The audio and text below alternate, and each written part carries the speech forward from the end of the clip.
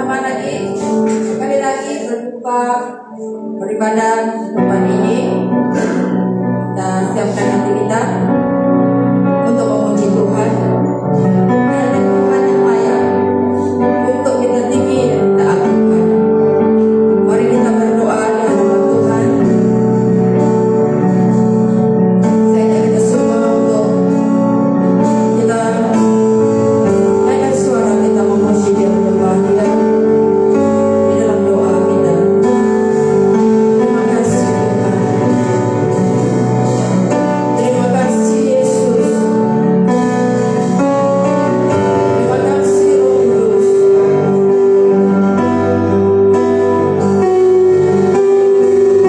Mari renungkan segala kebaikan kemurahan Tuhan yang Tuhan sudah lakukan dalam kehidupan. Terima kasih Tuhan. Terima kasih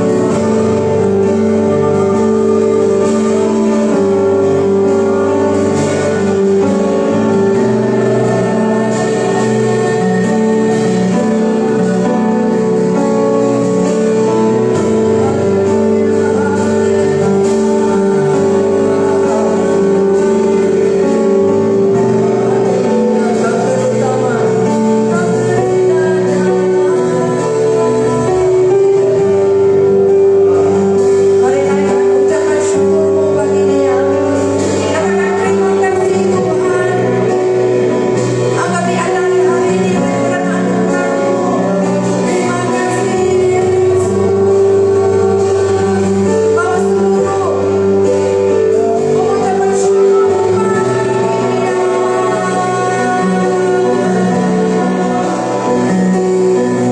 Katakan terima kasih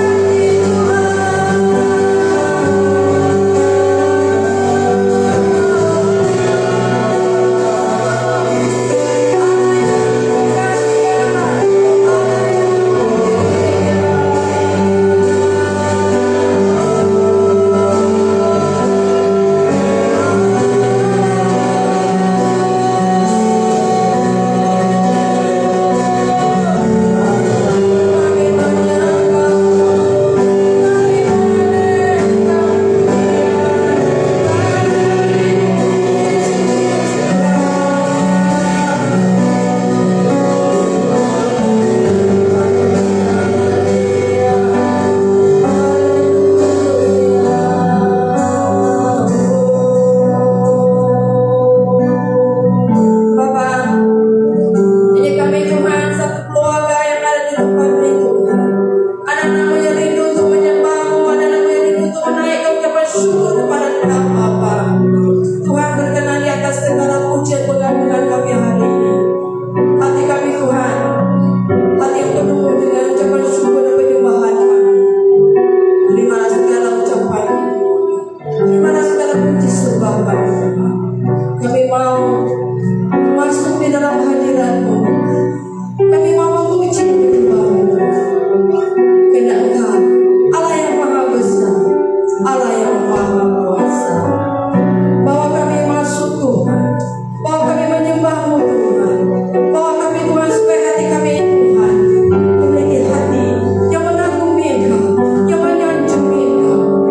Oh, kami rindu bertemu muka dengan muka dengan Engkau. Kami mau masuk menyembah-Mu, membawa ucapan syukur kami hanya kepada-Mu.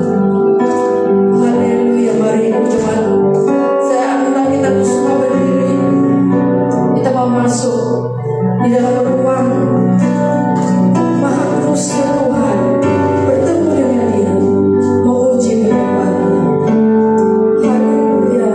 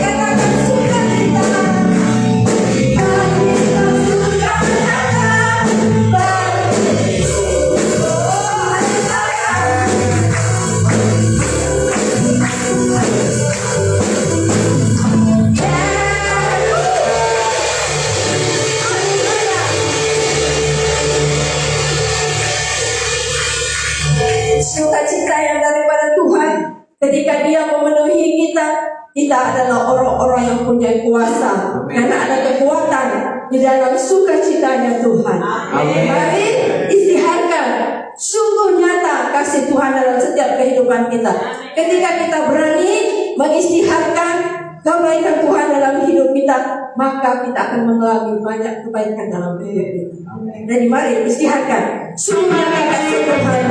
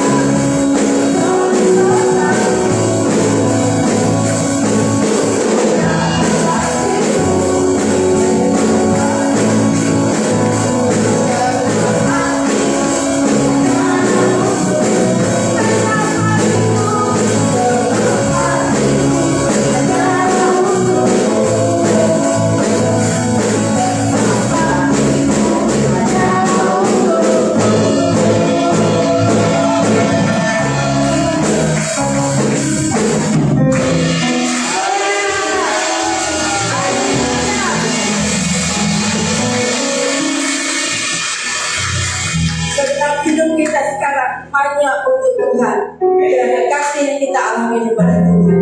Cuma dipersilakan dulu, kita akan masuk dalam doa kita. Seterusnya akan kami bawa persembahan, persiapkan kembangan yang mau kita bawa ke hadapan Tuhan. Dan selepas itu nanti, lepas doa syafaat,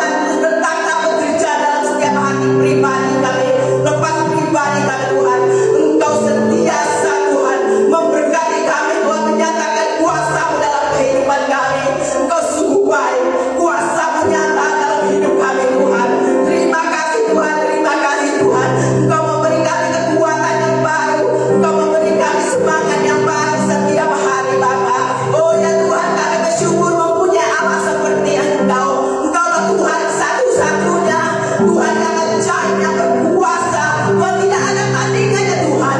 Oh terima kasih Tuhan, kami tetap memuji Engkau Tuhan sampai akhir hidup kami Tuhan. Oh terima kasih Bapa, kami berdoa pada pagi ini Tuhan. Kami serahkan Tuhan gembala kami ke dalam tangan-Mu ya Tuhan. Gembala Pastor Irwan ya Tuhan, Pastor Deko ya Tuhan, Pastor Bo, Pastor Dendel ya Tuhan. Oh Pastor Robert dan pastor-pastor yang lain di setiap cabang di BCM di mana saja berada Bapa. Kami berdoa Tuhan, serahkan pemimpin gereja ke dalam tangan-Mu.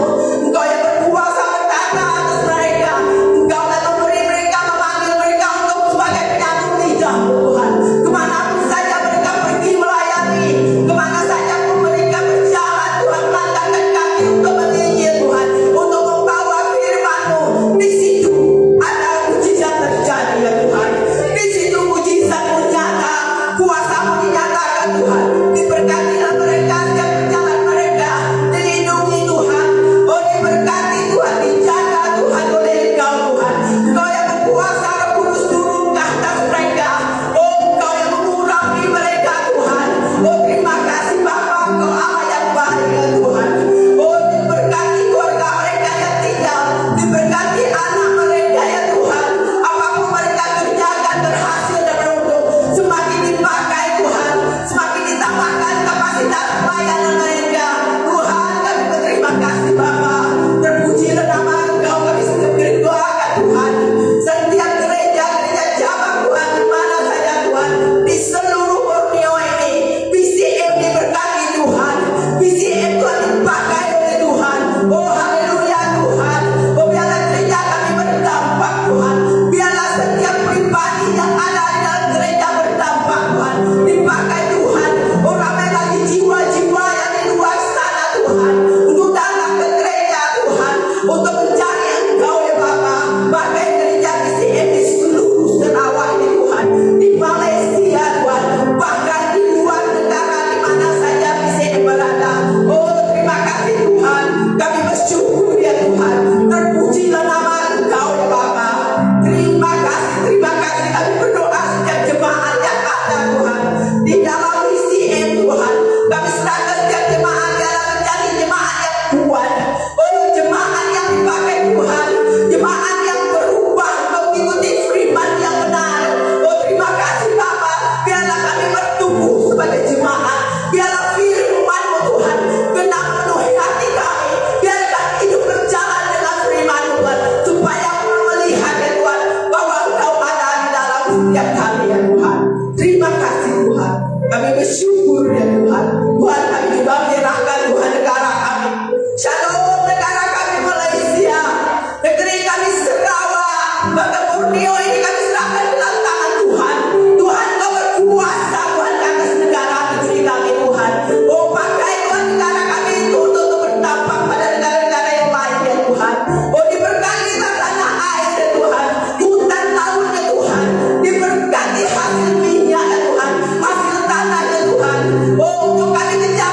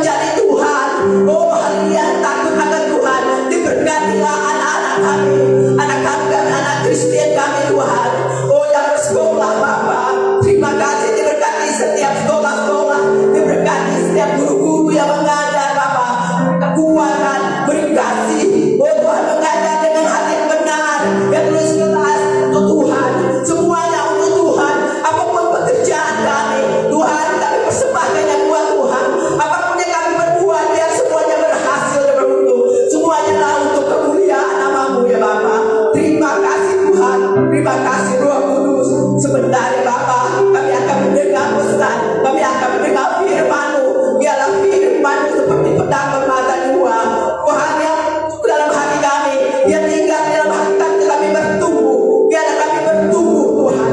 Oh haleluya, iman kami bertumbuh, semakin takut akan Tuhan, semakin percaya dan semakin mengikuti arah keinginan-Mu ya Bapa, bukan keinginan kami. Karena kami tahu bahwa bukan kami yang memilih Engkau, tetapi Engkau yang memilih kami Tuhan. Kami bersyukur, sangat bersyukur pada pagi ini Tuhan. Terpuji nama-Mu Bapa. Terima kasih Tuhan. Di dalam nama Tuhan Yesus Kristus Tuhan, kami sudah mengucap syukur dan berdoa. Amin. Amin.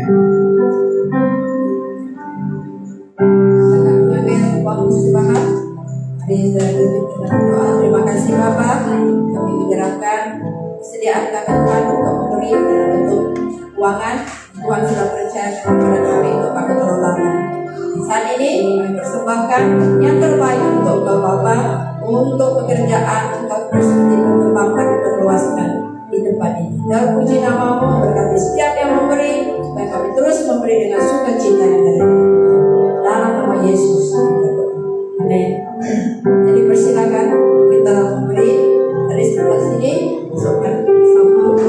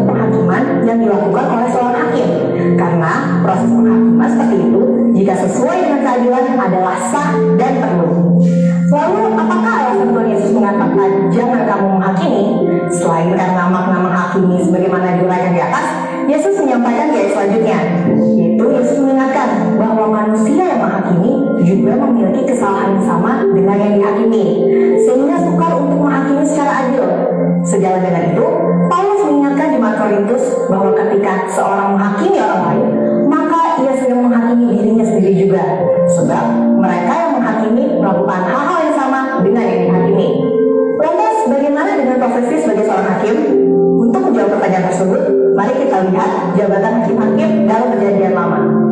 Dalam perintah yang diterima Musa di penunjukan dan pengangkatan atas legitimasi yang diberikan oleh Tuhan, sehingga mereka memegang otoritas dan tanggung jawab untuk menghakimi dan harus melakukannya dengan penghakiman yang adil. Tuhan memberikan perintah dan peringatan yang tegas bagi para hakim dalam Ulangan 16 ayat 19 sampai 20 untuk tidak mempertahankan kebenaran dan menerima suap. Prinsip keadilan ini pun yang juga menjadi rujukan bagi jabatan hakim di masa sekarang ini. Dengan kata lain, tanpa penunjukan dari pemerintah yang ditetapkan Allah sebagai hamba Allah untuk kebaikan kita, tidak mungkin seseorang dapat menyandang jabatan serta memiliki otoritas sebagai seorang hakim. Maka, hakim harus terlebih bertanggung jawab kepada Tuhan yang memberikan kesempatan dan kepercayaan tersebut. Selanjutnya, bagaimana dengan kasus yang terjadi dalam gereja? Bukankah kita memiliki hukum Tuhan yang standarnya lebih tinggi daripada hukum dunia? Bagaimana jika seandainya ada jemaat yang melakukan pelanggaran terhadap hukum dan perintah Tuhan? Paulus dalam 1 Korintus 5 ayat 12 menyatakan bahwa jemaat Korintus juga menghakimi mereka yang tergolong jemaat. Apakah itu artinya kita boleh menghakimi sesama jemaat? Kita perlu mengerti bahwa penghakiman yang dimaksudkan oleh Paulus adalah bentuk pendisiplinan gereja. Paulus menekankan bahwa dosa harus dibenci dan orang yang hidup dalam dosa harus didisiplin. Disiplin yang dijatuhkan semata-mata untuk menjaga kekudusan warga jemaat secara pribadi dan seluruh jemaat. Pada waktu itu, jemaat Korintus berada dalam kondisi memprihatinkan, yaitu ada di antara jemaat yang melakukan perbuatan memalukan, yang bahkan tidak dilakukan oleh orang kafir sekalipun, serta sombong rohani. Jemaat Korintus merasa bangga karena menganggap sikap mereka yang menerima orang-orang yang melakukan percabulan dalam komunitas jemaat adalah suatu kemajuan. Saat ini pun terdapat kecenderungan gereja yang enggan mendisiplin jemaat karena takut kehilangan jemaat atau takut disalahpahami dan dimusuhi. Akibatnya, perbuatan dosa dianggap wajar atau dikompromikan. Orang percaya memang tidak boleh menghakimi satu sama lain, tetapi tugas gereja untuk mendisiplinkan jemaat adalah suatu keharusan untuk menjaga reputasi gereja dan kerohanian jemaat dan kompromi terhadap dosa. Pada akhirnya nanti kita akan menjadi hakim bersama Tuhan Yesus. Karena itu, kita tidak boleh saling menyerang dan saling menghakimi orang lain, apalagi dilakukan secara frontal dan terbuka. Misalnya menghakimi di media sosial, seperti hamba Tuhan yang satu menyerang hamba Tuhan yang lain dengan lagu sesat melalui penilaian dari sudut pandang doktrin yang berbeda dari yang dikritik, dan menyatakan yang lain salah dan hanya pengajarannya saja yang paling benar. Mari kita bertobat dan tinggalkan hal-hal seperti itu yang hanya menyebabkan perpecahan dan kebingungan di kalangan jemaat, karena kebenaran akan dinyatakan pada hari penghakiman Tuhan tiba. Amin. Untuk penjelasan selengkapnya dari tim teologi kami, silakan buka link yang ada di atas atau scan QR code yang tersedia. Maranatha, Tuhan Yesus memberkati.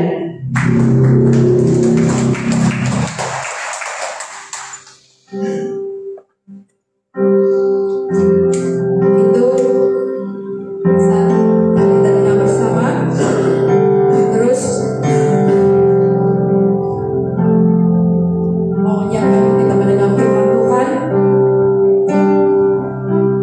dan kita terus intim kepada Tuhan, mendekat kepada Dia, karena Dia Allah itu sendiri adalah firman. Hari ini kita semua sedang bawa tubuh kita untuk sama berdiri, datang kepada Tuhan dengan kerinduan yang sungguh-sungguh, belajar rindu mendengar firman-Nya, dekat kepada Dia, karena Dia Tuhan pribadi yang mengenal setiap kehidupan kita. Dia yang menciptakannya.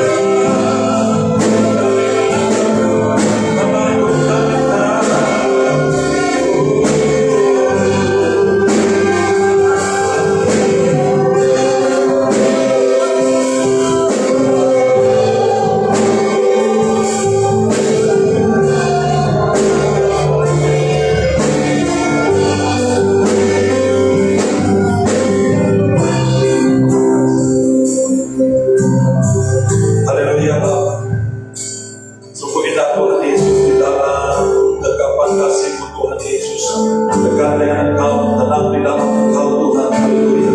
Saat yang sangat indah saat ini Tuhan, untuk kami bersekutu di dalam Engkau, dan Engkau ada di dalam kami ada di dalam Engkau.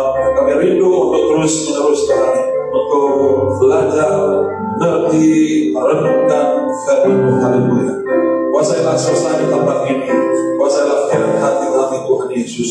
Buka mata kami untuk melihat wawasan, buka mata kami untuk melihat tahap di mana kehidupan rohani kami di dalam Engkau saat ini, dan kami rindu untuk terus bergerak, bertumbuh semakin sempurna sama seperti Engkau yang merupakan Allah dan Tuhan kami. Haleluya. Terima kasih Tuhan. Terpujilah nama-Mu dalam nama Tuhan Yesus Kristus. Haleluya. Amin.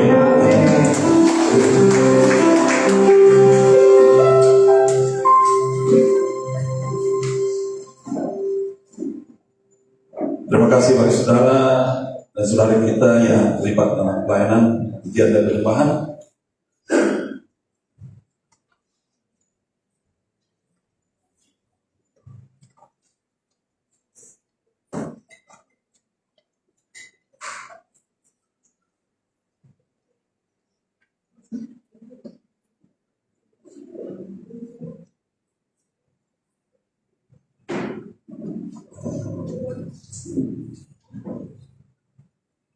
Saudara, ada dua segmen yang akan sampaikan dulu pesan firman Tuhan untuk kita hari ini, dan kemudian kita akan bersama dalam persekutuan perjamuan kudus. Ya. Jadi selama kita mendengar firman Tuhan, siapkan diri kita untuk perjamuan suci yang merupakan kebiasaan kita pada setiap hari Minggu yang pertama setiap bulan.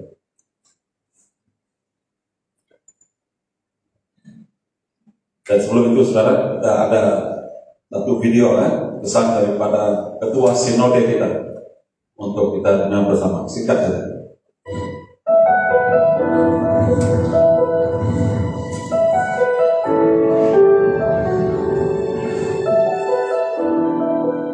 Shalom saudaraku, selamat hari Pentakosta. Alkitab berkata ketika 120 murid berhimpun di loteng Yerusalem berdoa, Roh Kudus turun ke atas mereka seperti lidah-lidah api.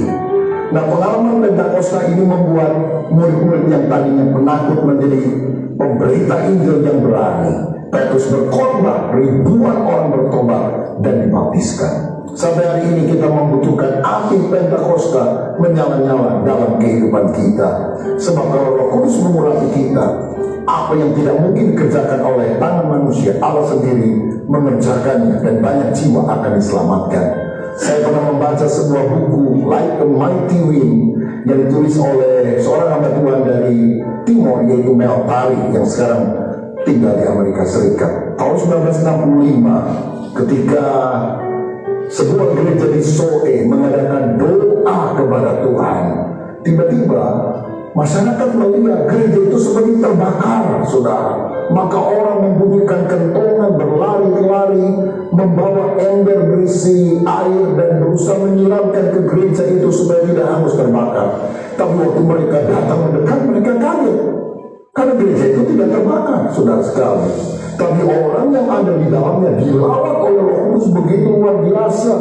Mereka menyembah Tuhan, mereka menangis, mereka bertobat, mereka dipenuhkan dengan Roh Kudus, dengan karunia-karunia rohani yang luar biasa. Dan apa yang terjadi? Setelah itu mereka menjadi murid Kristus yang berani memberitakan Injil, mendoakan orang sakit, mengusir setan. Banyak sekali mujizat terjadi. Orang buta melihat, orang lumpuh berjalan, orang tuli mendengar, bahkan orang mati didoakan bangkit. Itu pernah terjadi setiap tahun 1965 di Timor, saudara, di Soe khususnya. Dan salah satu yang masih diperbincangkan orang sampai hari ini adalah mujizat ketika mereka mau melakukan perjamuan kudus. Mereka tidak punya air anggur, mereka doakan air biasa dan Tuhan merubahnya menjadi air anggur. Saya percaya bahwa kegerakan Allah semacam ini sangat dibutuhkan bahkan sampai hari ini, karena mujizat yaitu perbuatan tangan Allah dinyatakan secara luar biasa melalui kehadiran Roh Kudus. Dan Saya yakin bahwa kalau Roh Kudus turun, bukan sekedar mujizat, tapi jiwa-jiwa bertobat, jiwa-jiwa diselamatkan. Karena cirinya Roh Kudus menguasai kita adalah kita melaksanakan amanat agung Yesus. Pergilah, jadikanlah semua bangsa murid. Siapa di antara kita yang rindu pada bulan ini ketika kita memperingati Pentakosta, kita juga rindu Roh Kudus membakar hati kita sehingga kita memberitakan kabar baik kepada semua orang. Berdoalah agar Roh Kudus mengurapi kita. Tuhan Yesus memberkati.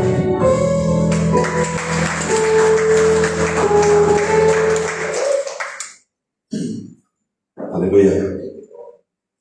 Kita sedang menanti-nanti saatnya untuk kita masuk ke satu upacara yang besar nanti, yaitu Hari Pentakosta. Kita sudah bicara mengenai kematian Yesus, bangkitan Yesus. Yesus menampakkan dirinya pada murid-muridnya, pengikutnya.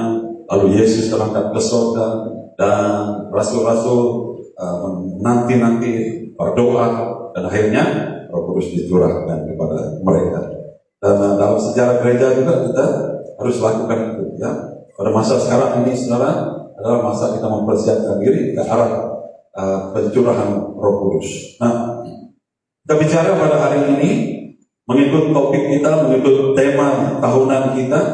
Kita bicara mengenai topik yang sama, yaitu bangkit dan apa?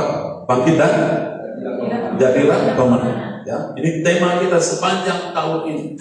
Bangkitlah dan jadilah pemenang. Pada bulan lepas kita bicara mengenai hidup berkemenangan, bagaimana kita menang di dalam Kristus, bagaimana kita belajar daripada kebangkitan Yesus itu yang merupakan sumber ataupun dasar kemenangan kita di dalam Kristus. Pada bulan ini, saudara, kita bicara mengenai tinggal dalam Kristus. Ya. Untuk kita menang, kita harus menang sama seperti Kristus. Dan untuk Kristus menang semasa misinya di dalam dunia ini, dia dengan Bapa adalah satu. Ya, dia dengan Bapa adalah satu. Apa yang dikatakan adalah apa yang dia dengar dari Bapa. Ya, dia dengan Bapa adalah satu. Dia ada tinggal di dalam Bapa, Bapa di dalam dia.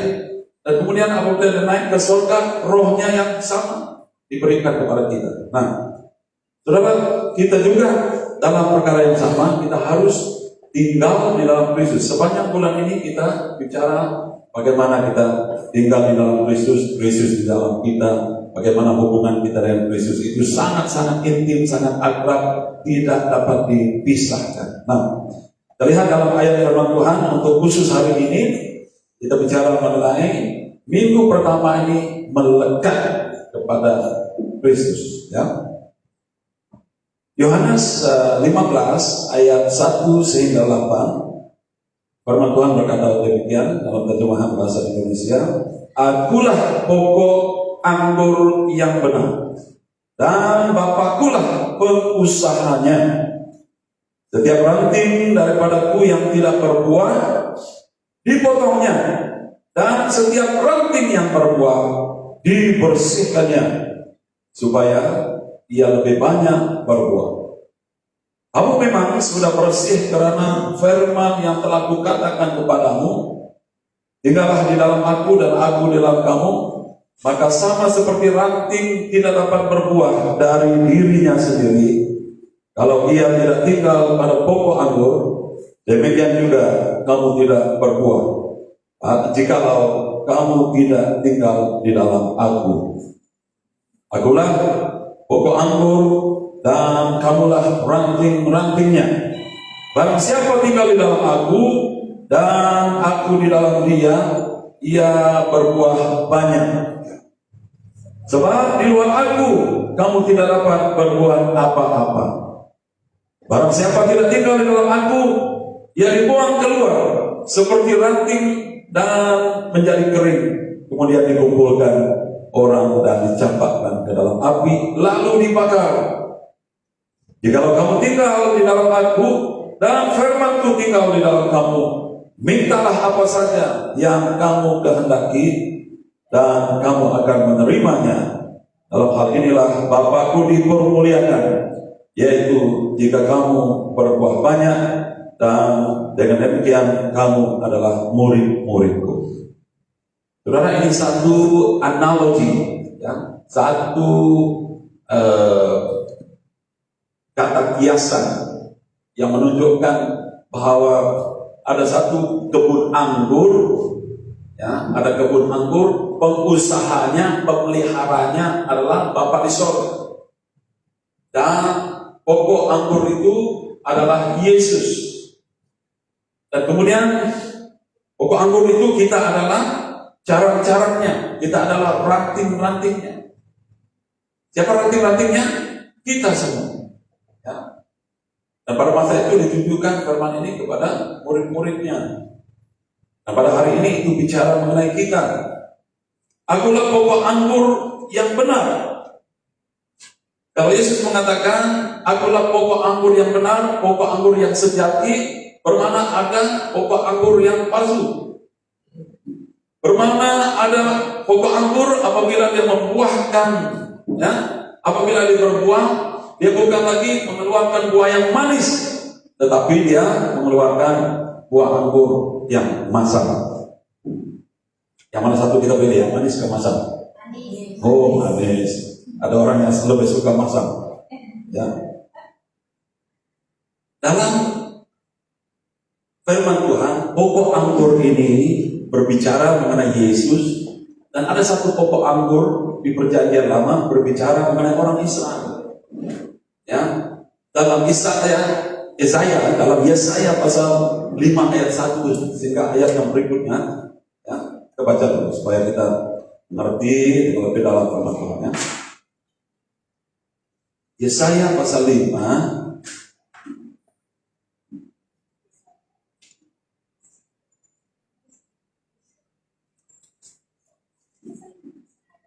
Yesaya pasal 5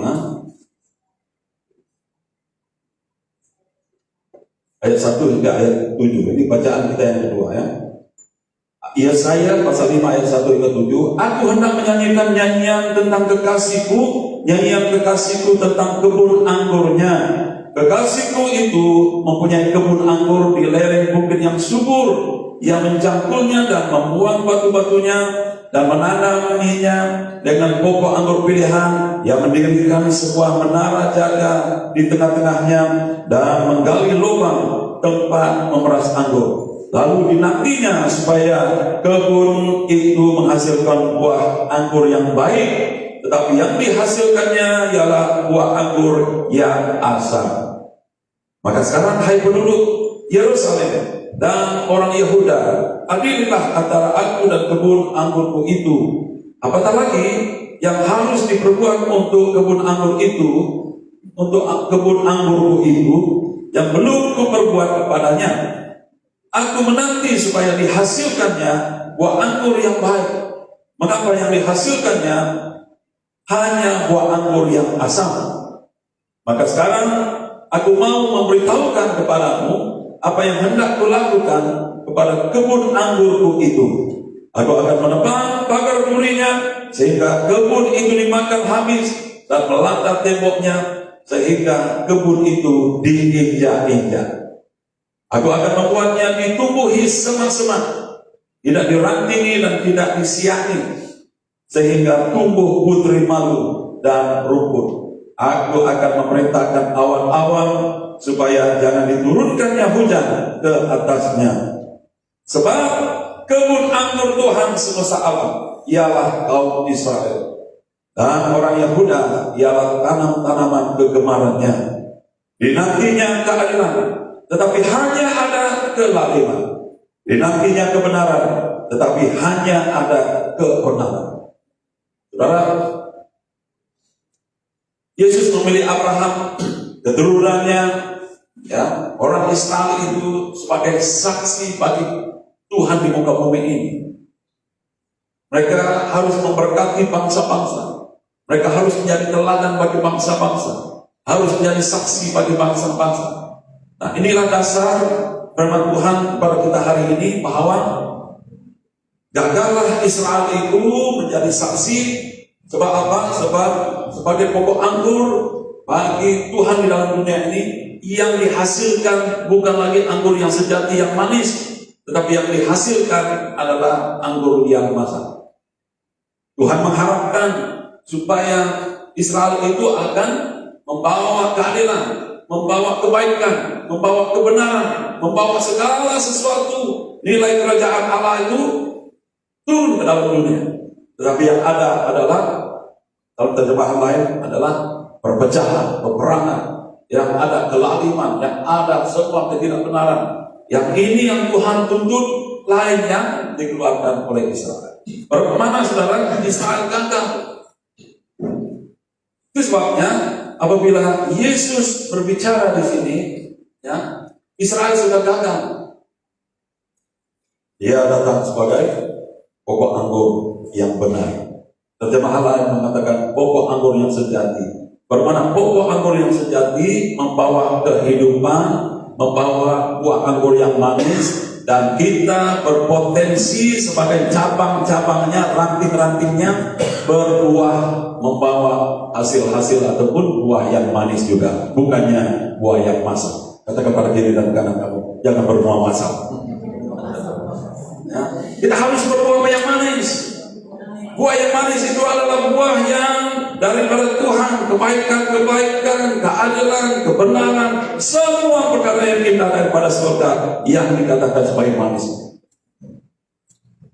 Sebabnya Yesus harus bersatu, berhubungan dengan kita, melekat dengan kita, kita tinggal di dalam Dia, firman-Nya tinggal di dalam kita, dan kita boleh berbuah banyak. Berbuah dalam perjanjian baru ini sekarang saudara ialah buah-buah Roh Kudus itu yang keluar daripada kehidupan kita. Asal saja kita sentiasa taat, akrab, intim, melekat dengan Tuhan, saudara. Jadi semua sumber kehidupan itu mengalir melalui kita. Semua yang manis, semua yang indah daripada Kristus itu mengalir dari kita. Haleluya, amin. Amin, saudaraku. Ya. Israel sudah gagal, tapi Yesus datang untuk memulihkan keadaan itu. Nah, pokok anggur yang benar, kata firman Tuhan di sini, akulah pokok anggur yang benar, dan Bapakkulah pengusahanya. Setiap ranting yang ada padaku yang tidak berbuah dipotongnya, dan setiap ranting yang berbuah dibersihkannya, supaya ia lebih banyak berbuah. Jadi hubungan kita dengan Tuhan, saudara, kalau kita tinggal di dalam Kristus, ya, kita sedang menjalani satu kehidupan yang sedang diproses. Semua katakan proses. Ya. Semua sedang diproses. Ini yang pertama tentang kebenaran ini. Dia adalah pokok anggur yang benar, yang sejati. Dia akan menghasilkan buah yang manis. Tetapi buah manis itu akan dihasilkan melalui kita sebagai ranting-rantingnya. Jadi dari kita buah anggur itu akan terbangkit. Dalam konteks kita sekarang, Yesus berada di surga, kita berada di dalam dunia ini, kita adalah ranting-rantingnya. Jadi semua buah kerajaan Allah itu akan berbuah melalui kita. Nah, proses yang pertama ialah ranting selalu dibersihkan. Di ayat 2, firman Tuhan berkata begini, setiap ranting padaku yang tidak berbuah, lalu dipotongnya, dan setiap ranting yang berbuah dibersihkannya, supaya ia lebih banyak berbuah. Apa namanya? Ini namanya proses. Ya, prosesnya ialah supaya ranting itu selalu dibersihkan. Apabila kita sentiasa dibersihkan, saudara, maka kita akan sama dengan pokok anggur yang sejati itu. Tidak mungkin kita melekat dengan Tuhan dan kita tidak akan sama sempurna, sama seperti karakter Tuhan kita. Tidak mungkin kita selamanya kita sama dengan dunia ini sepanjang masa. Sedangkan Yesus sekarang ini adalah Raja segala raja, Dia di surga, dan Dia memberikan Roh Kudus-Nya kepada kita di muka bumi ini. Selama kita hidup di muka bumi ini, karakter Kristus itulah yang kita nampak, yang kita kelihatan, yang kita persiram. Ya, ini proses yang pertama. Prosesnya apa? Dibersihkan. Prosesnya apa? Harus dipangkas. Prosesnya apa? Harus dipotong. Kadang-kadang proses Tuhan ini berat, sakit, dipangkas sana, dipangkas ini, dipotong sana, dipangkas. diterim supaya apa? Tujuannya adalah supaya kita boleh menghasilkan buah. Bila kita sudah mulai berbuah, saudara, maka Tuhan juga pangkas kita, mendisiplinkan kita, ya, supaya akhirnya kita boleh berbuah. Tujuan Tuhan untuk kita satu-satunya adalah supaya kita berhasil, supaya kita berbuah. Tidak ada kehidupan kita di dalam Tuhan ini kita akan hanya terbantu begitu saja, ya, tidak mengeluarkan hasil, tidak mengeluarkan buah. Buah-buah Roh Kudus itu harus nyata dalam hidup kita. Ada sukacita, ada damai sejahtera, ada kasih, ada belas kasihan. Semua ini harus keluar dari hidup kita. Sebab kita bersumberkan pokok anggur yang sama, yaitu Yesus adalah pokok anggur yang sejati yang benar. Haleluya.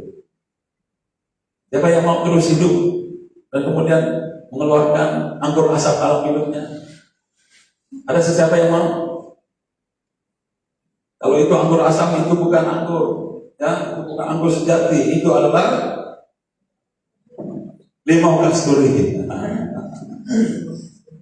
Itu ada apa? Lemon. Tapi kita bicara mengenai anggur, ya.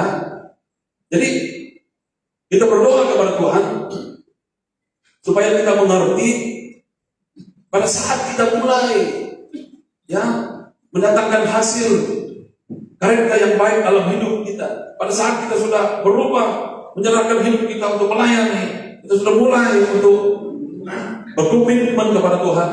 Wah, kita merasa bahwa ada kesukaran, ada kesesakan yang kita alami. Ingatlah itu hanya sementara. Sebab Tuhan sedang memangkas kita supaya kita akan berbuah lebih banyak. Haleluya, amin. Ya.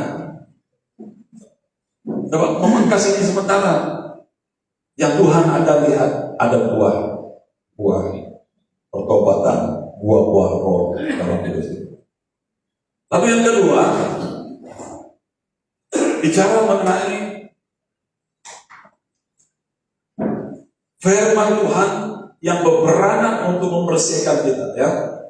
Di ayat 3 firman Tuhan berkata begini, kamu memang sudah bersih karena firman yang telah kukatakan kepadamu.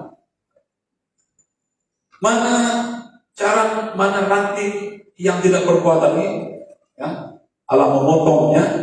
Mana ranting yang sudah mulai berbuah, dia pangkas membersihkannya supaya dapat berbuah. Dan bagaimana Allah memberikan, ya, membersihkan kita? Dia membersihkan kita melalui firman yang Yesus biasa ajarkan kepada kita. Jadi sentiasa kita belajar firman, sentiasa kita mendisiplinkan diri kita untuk ikut Tuhan. Jadi kita didisiplinkan untuk menjadi kudus dan disiplin di hadapan Tuhan. Inilah proses Tuhan. Kebenaran yang kedua kita bicara mengenai Yesus adalah pokok anggur yang benar. Kita adalah rantingnya, ya. Ialah kita harus melalui proses dibersihkan oleh firman Tuhan sepanjang masa. Ayat 3 berbicara sedikit. Kamu memang sudah bersih karena firman yang telah kukatakan kepadamu. Bermana saudara, sepanjang kehidupan kita harus sentiasa belajar dari firman, ya. Sebab firman ini akan membersihkan hidup kita, membawa hidup kita berkenan kepada Dia, dan firman dengan seluruh kekayaannya menguasai kita. Ini hal yang ketiga. Kedua. Yang ketiga, saudara, di penjelasannya, firman Tuhan adalah alat yang digunakannya untuk membersihkan hidup kita. Sesuai dengan 2 Timotius 3 ayat 16, kita dibersihkan pertama-tama dengan diajar di dalam kebenaran. Kita ditunjukkan tentang mana yang salah dan mana yang benar sesuai standar firman-Nya. Firman Tuhan juga menolong kita untuk memperbaiki kelakuan dan pada akhirnya mendidik kita ke dalam kebenaran. Karakter kita dibentuk oleh firman. Kita semakin sempurna sama seperti Yesus, karena firman itu adalah Yesus sendiri. Semakin kita berinteraksi dengan firman Tuhan, semakin kita akan didapati bersih di hadapannya.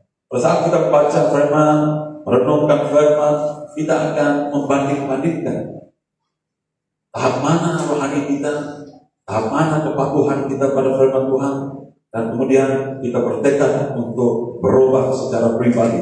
Jadi hidup dalam kita semakin hari semakin sama dengan firman Tuhan. Ini yang Tuhan bicarakan, bahwa kita dibersihkan oleh firman. Jadi bila kita dibersihkan, maka semakin kita dibersihkan, semakin berbuah lebatlah kita. Haleluya, amin. Yang ketiga dan yang terakhir,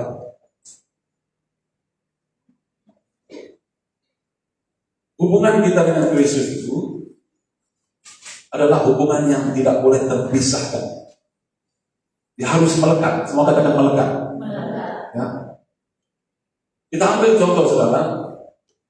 Kalau kita cabut semua plug ini daripada powernya, daripada power point-nya, ya. Kalau cabut, bagaimana kamu switch on power point pun, maka lampu tidak akan ada, ya, aircon tidak akan ada, dan kipas tidak akan bergerak semua. Tidak ada power, tidak ada kehidupan apabila kita terpisah dari power point. Power point itu sekarang adalah pokok anggur yang benar. Pada saat kita terpisah, maka tidak ada buahnya, tidak ada kehidupannya, tidak ada daunnya, semuanya layu, semua kering, dan berpotensi hanya untuk dimakan. Tetapi pada saat kita sentiasa melekat, ada kehidupan mengalir, ya, dari pokok anggur yang sejati tadi mengalir masuk ke dalam ranting. Maka ranting itu boleh berbuah. Yang belajar lagi sains dengan lebih dalam. Saya kurang belajar sains sebab saya lebih banyak bersastra.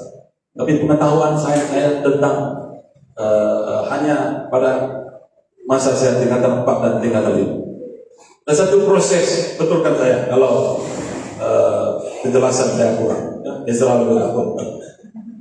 Ada satu proses dalam kehidupan ini, ya, di mana pokok itu melalui daunnya akan mengeluarkan oksigen, betul tidak?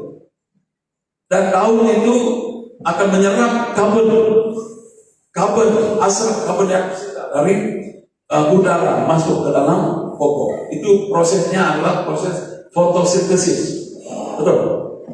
Betul, tidak tahu. Betul kan? Itu proses fotosintesis. Ya. Jadi dari pokoknya mengalirkan, ya, oksigen yang segar keluar melalui daunnya, melalui rantingnya, dan lalu keluar ke udara. Jadi ada udara segar dari pokok yang ada. Dan daun itu menyerap karbon ini.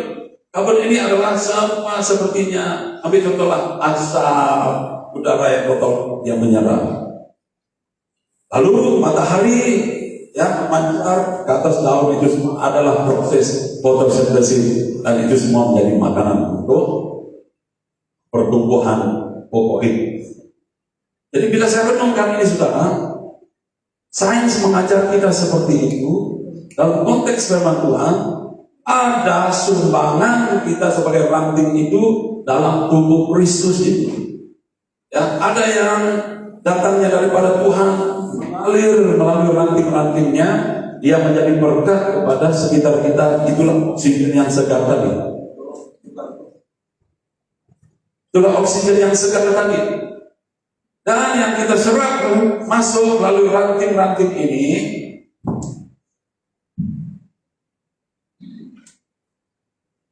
kita serap masuk melalui ranting-ranting ini, kita bersekutu di dalam Tuhan, dia menjadikan semuanya diproses, dan kita bertumbuh bersama sebagai tubuh Kristus. Oh, luar biasa, ya.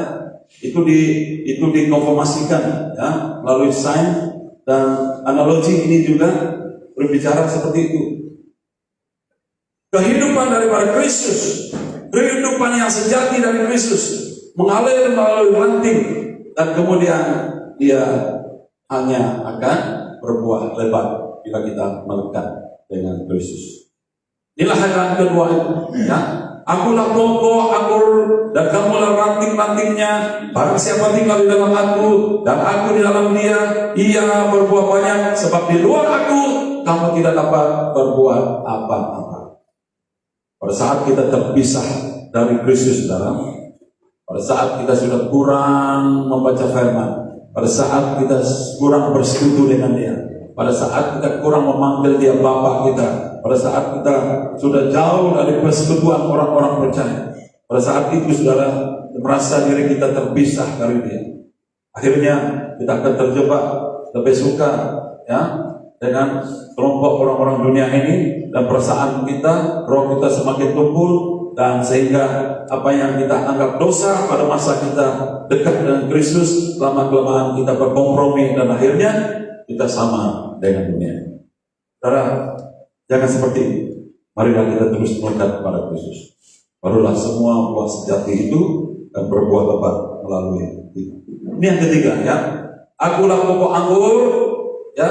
Maksudnya pokok anggur yang sejati ya. Pokok anggur yang mengeluarkan anggur yang manis tadi ya. Dan kamulah ranting-rantingnya, bermana dari kita akan mengalir, akan keluar buah-buah anggur yang sejati itu. Dan barang siapa yang tinggal di dalam aku di dalam dia, pasti kita berbuah banyak. Ini kerinduan Tuhan untuk kita. Setiap kita harus berbuah banyak. Berbuah banyak itu bukan hanya berbicara mengenai wah berapa ramai jiwa saya bawa kepada Tuhan. Itu sebagiannya. Berbuah banyak itu juga berbicara mengenai bagaimana karakter baik kita, nilai-nilai yang baik itu yang kita sudah amalkan dalam dunia ini, dan ramai orang diberkati. Kehidupan kita ini adalah kehidupan yang berbuah. Sebab selepas berbuah, yang lebih penting daripada selepas berbuah itu bicara mengenai multiplikasi. Semua katakan multiplikasi. Berlipat ganda. Ya, kalau kita tidak berbuah, maka kehidupan kita akan hanya satu. Kita terus ya, hidup tetapi tidak ada buahnya. Tapi pada saat kita berbuah, maka buah itu boleh ditanam lagi dan dia akan bertambah. Buah itu boleh ditanam lagi, dia akan bertambah. Dan apabila buah yang manis ditanam, maka yang tumbuh juga dan yang akan berbuah juga adalah buah yang manis. Inilah multiplikasi, inilah penglipat gandaan. Inilah potensi yang ada pada kita. Tetapi kuncinya tinggal di dalam Kristus, melekat dengan Kristus. Jadi pada hari ini kalau kamu bertanya, bagaimana mau melekat dengan Kristus? Bagaimana supaya saya tidak terpisah dengan Kristus? Saudara senang saja. Bangun pagi saudara, perkara yang pertama yang saudara harus lakukan, terima kasih Roh Kudus, terima kasih Tuhan. Saya mempunyai satu kehidupan yang baru hari ini, sebab semalam saya langsung tidak tidur, saya langsung tidak tahu apa-apa. Saya ini tidur mati. Nah, ini kata orang Madura. Ini saya tidur mati. Pagi ini saya bangun, rupanya Tuhan berikan saya kehidupan yang baru. Syukur Tuhan. Sepanjang hari ini saya akan melakukan pekerjaan Tuhan. Sepanjang hari ini saya melekat dengan Tuhan. Apakah yang saya harus membawa buah ke dalam dunia ini? Tapi bermula dari bacaan firman, dengar firman.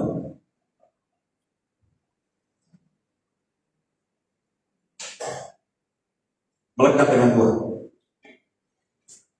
Dan bahagian terakhir ayat ini, dia bicara seperti ini. Ini menjadi kerinduan kita semua ya. Ayat 8 bicara seperti ini. Dalam hal inilah, apabila kita berbuah ya, firman Tuhan katakan, dalam hal inilah Bapakku dipermuliakan, yaitu jika kamu berbuah banyak, dan dengan demikian kamu adalah murid-muridku. Dalam terjemahan firman Allah yang hidup, dia katakan seperti ini.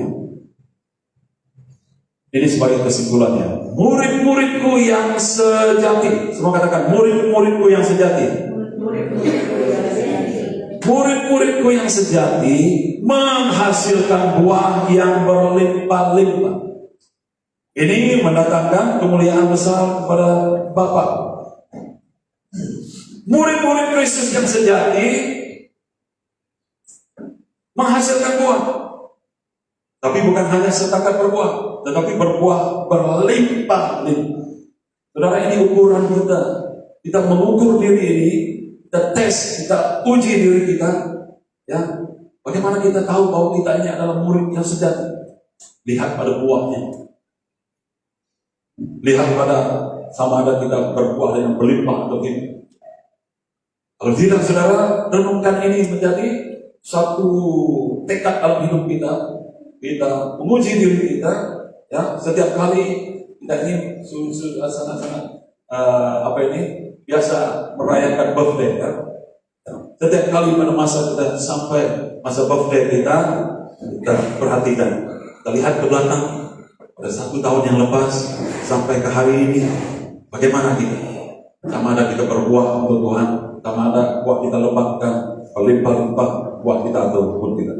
Ataupun ada orang yang lebih suka bila sudah sampai ke hujung tahun. Sampai ke hujung tahun dia melihat dari Januari sampai hujung tahun, apakah yang dia sudah lakukan, apakah buahnya banyak, bagaimana kerendahannya, bagaimana nilai hidupnya, dia menilai kembali. Ya, apapun cara yang ada, kita bebas. Tetapi mesti ada proses dalam kehidupan kita mau menilai. Dan cara kita menilai, mengukurnya ialah murid yang sejati pasti menghasilkan buah yang berlimpah. Bagaimana kita tahu bahwa kita mengeluarkan buah yang berlimpah-limpah? Lihat kiri kanan kita. Ya. Kalau kita hadir di kelompok itu dan kita disenangi, puji Tuhan. Ya, kita sedang membawa oksigen, fotosintesis, membawa oksigen yang segar di dalam lingkungan. Tapi ada masanya juga, ya. Bila kita masuk ke kelompok itu dan kita dicaci maki, kita dihumpang bermacam-macam, tidak semestinya kita itu adalah membawa buah yang masak. Tidak. Jadi perhatikan sekeliling kita. Mungkin itu adalah satu proses. Mereka sedang kaget. Ya, dia ini sedang membawa pembaharuan, dia ini sedang membawa hal yang baru. Ya, jadi banyak pertanyaan mereka. Dan siapapun yang Tuhan sudah sediakan sebagai lingkungan kita, dan bila Tuhan membawa kita ke dalam kelompok itu, pasti Tuhan menentukan dan mengatur sehingga kita sedang membina komunitas kerajaan Allah melalui kita bisa. Ya. Jadi kesimpulannya, saudara, dalam hal inilah Bapakku dipermuliakan, yaitu jika kamu berbuah banyak dan dengan demikian kamu adalah murid-muridku. Bagaimana kita berbuah banyak? Melekat dengan Kristus. Haleluya. Melekat dengan Kristus. Siapa yang mau melekat dengan Kristus mulai daripada hari ini? Katakan amin. Ya. Jadi melekat dengan Kristus, saudara, bangun pagi saja, jangan cepat-cepat ambil handphonenya. Apa message yang sudah saya belum nampak semalam apa semua, tidak. Bangun saja mengucap syukur kepada Tuhan. Haleluya, amin. Bangun saja mengucap syukur kepada Tuhan. Terima kasih Roh Kudus, terima kasih Tuhan. Hari ini hari yang baru, ya. Kemudian bersekutu dengan Tuhan terus. Renungkan firman Tuhan, ya. Dan firman Tuhan katakan, bila kamu tinggal di dalam aku dan aku tinggal di dalam kamu, kamu akan berbuah banyak. Tinggallah di dalam aku, firman-Ku tinggal di dalam kamu. Ini yang sangat indahnya, saudara. Maka kamu akan meminta apapun yang kamu kehendaki. Dua hal ya. Doa kita adalah doa minta apa yang kita perlukan. Tapi ayat ini berbicara bukan sekadar minta apa yang kita perlukan, tetapi apa saja yang kita kehendaki. Ya, bermakna dalam bahasa Inggrisnya ialah our needs dan juga our wants. Ya, apa yang kita perlukan dan juga apa yang kita mau.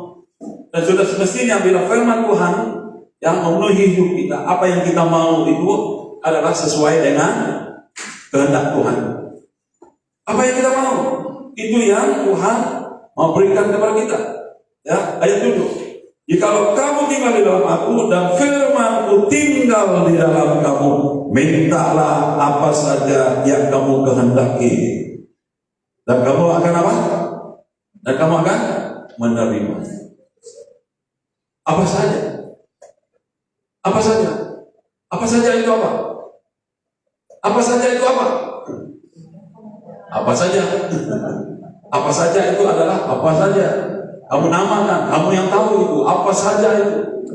Dan bukan saja apa saja yang kamu perlukan, tetapi apa saja yang kamu kehendaki. Bermana firman Tuhan ini bicara bukan hanya yang kita perlukan, tetapi yang juga kita mau.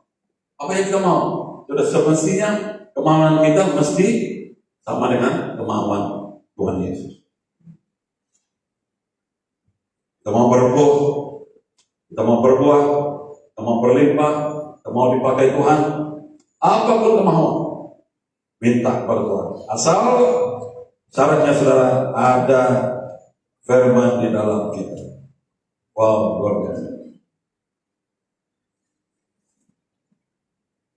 Firman di dalam kita minta apa saja yang kita kehendaki, Tuhan memberikannya kepada kita, dan tidak ada alasan lagi untuk kita, oh Tuhan, ya, oh pastor, oh Pak Imin, oh ya Ibu, saya tidak ada pengalaman ini, saya tidak pernah buat ini. Minta daripada Tuhan kekuatan, pertolongan, urapan, penyertaan Tuhan. Minta hikmat daripada Tuhan. Firman Tuhan katakan, kalau kamu kekurangan hikmat, minta, itu pun apa saja.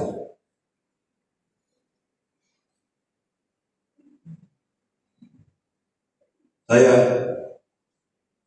belajar dari firman Tuhan ini, dan saya belajar untuk mempraktikkannya setiap hari dalam hidup, dan belajar untuk mengukur apa yang Tuhan lakukan dalam hidup ini, ya. Dan tidak ada hal yang lain, ya, daripada apa yang Yesus mau. Ya.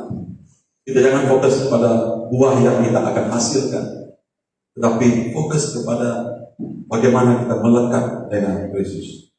Ya, sebab apabila kita melekat dengan Kristus, secara otomatiknya, ya, kehidupan dari Kristus itu mengalir melalui kita, dan kita akan berbuah. Fokus pada bagaimana kita melekat dengan Kristus. Jangan fokus pada buah. Ya.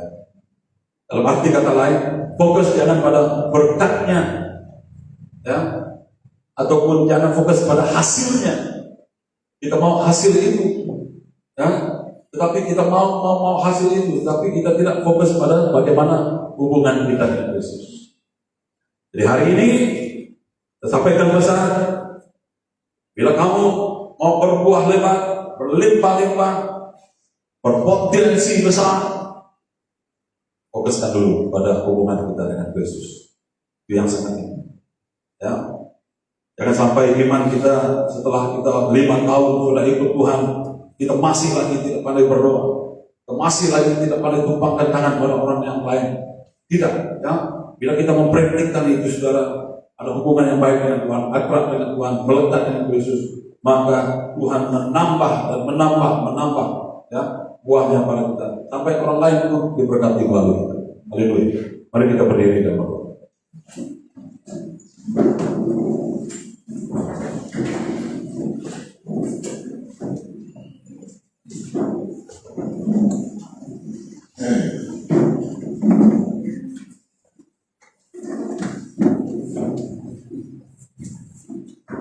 Haleluya.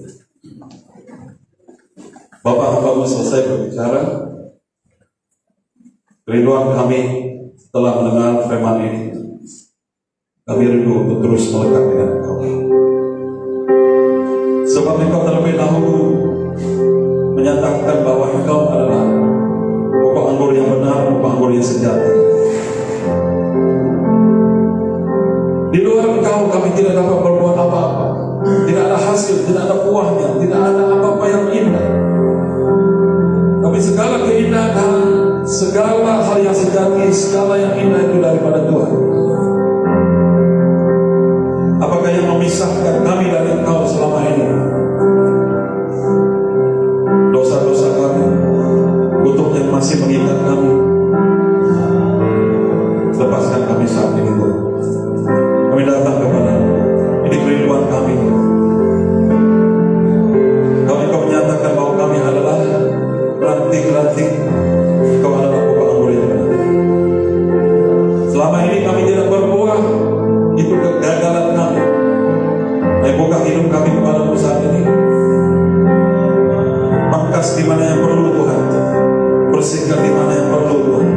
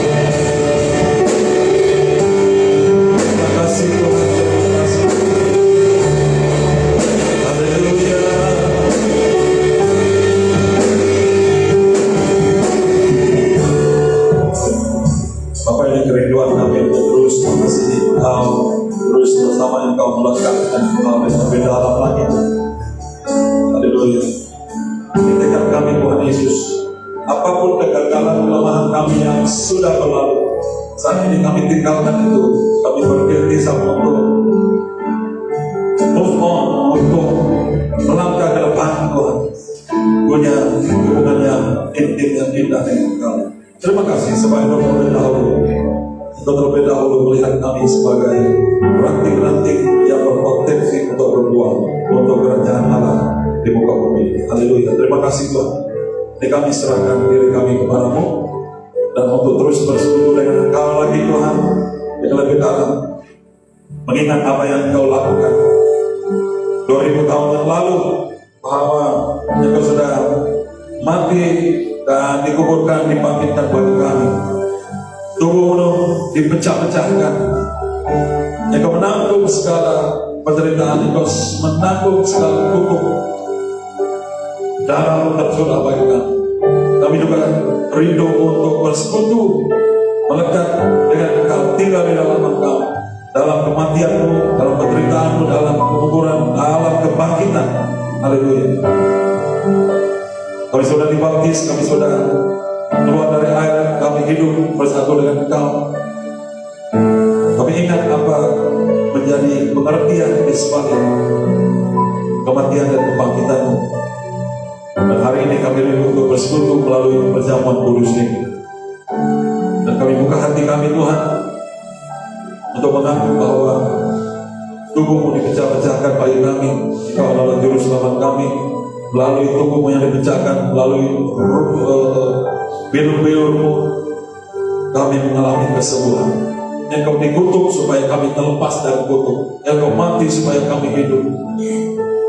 Engkau mengalami penderitaan supaya kami mengalami pembebasan, pemulihan. Haleluya. Terima kasih Tuhan.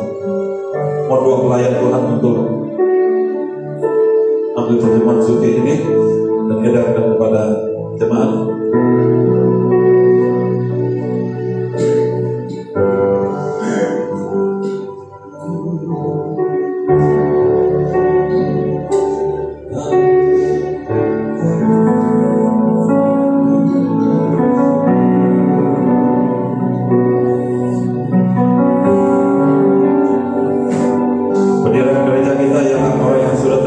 Sebagai Tuhan dan Juru Selamat, lalu yang sudah dibaptis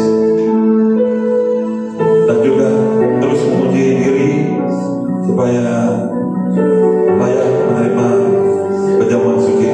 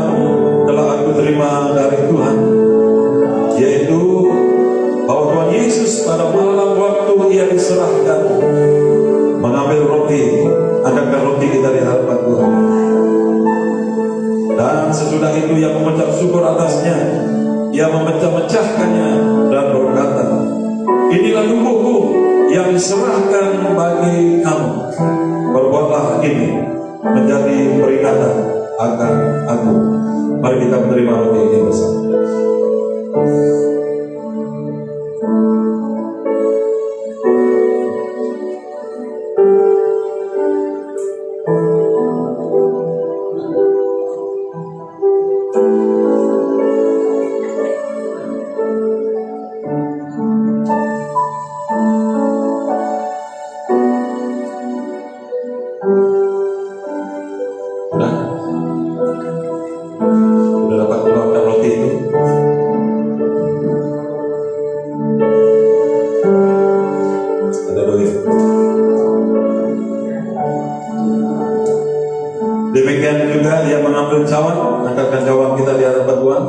menyelamatkan. Lalu berkata, cawan ini adalah perjanjian baru yang dimeteraikan oleh darahku. Perbuatlah ini setiap kali kamu meminumnya menjadi peringatan akan aku.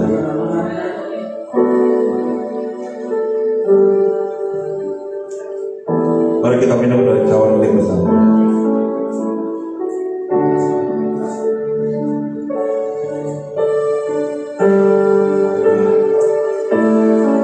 Bapak terima kasih. Sebab setiap kali kamu makan roti dan minum cawan ini, kamu memberitakan kematian Tuhan sampai Ia datang. Ini pesan firman Tuhan untuk kita. Beritakanlah firman Tuhan, beritakanlah kematian Tuhan, beritakanlah kasih karunia yang sudah menyelamatkan kita, yang sudah menyembuhkan kita, memulihkan kita. Beritakan itu supaya kita bawa jiwa ramai kepada Tuhan. Haleluya. Lebih dalam lagi ku rindukan Tuhan, lebih dari segala lebih dalam ku cintakan Yesus, ku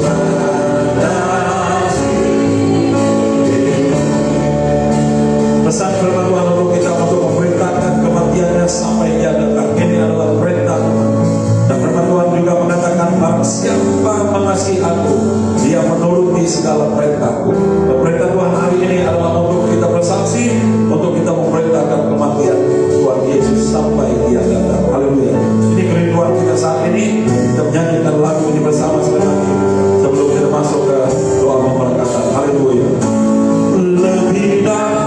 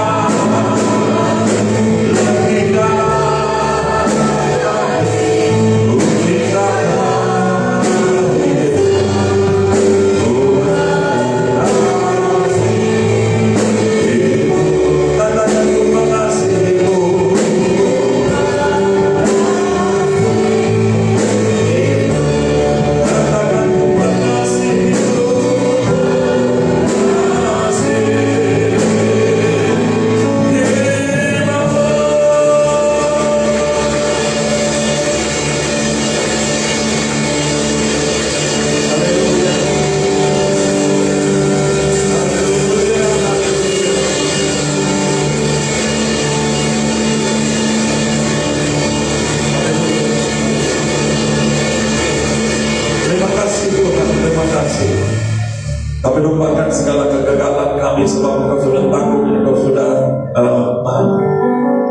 Engkau sudah menanggungnya bagi kami pada hari ini.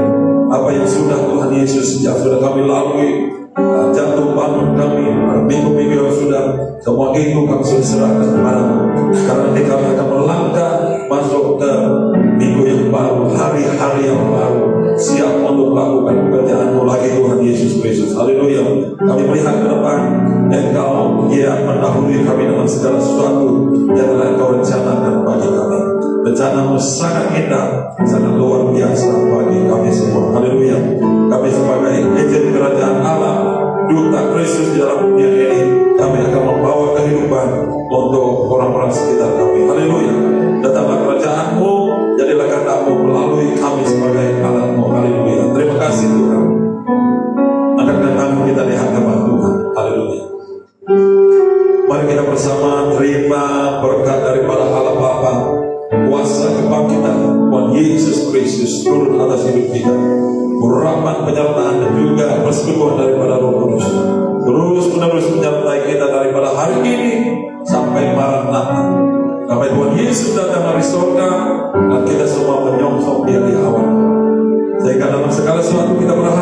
Tuhan menyertai kita, mendahului kita dalam segalanya. Haleluya. Kita terima semua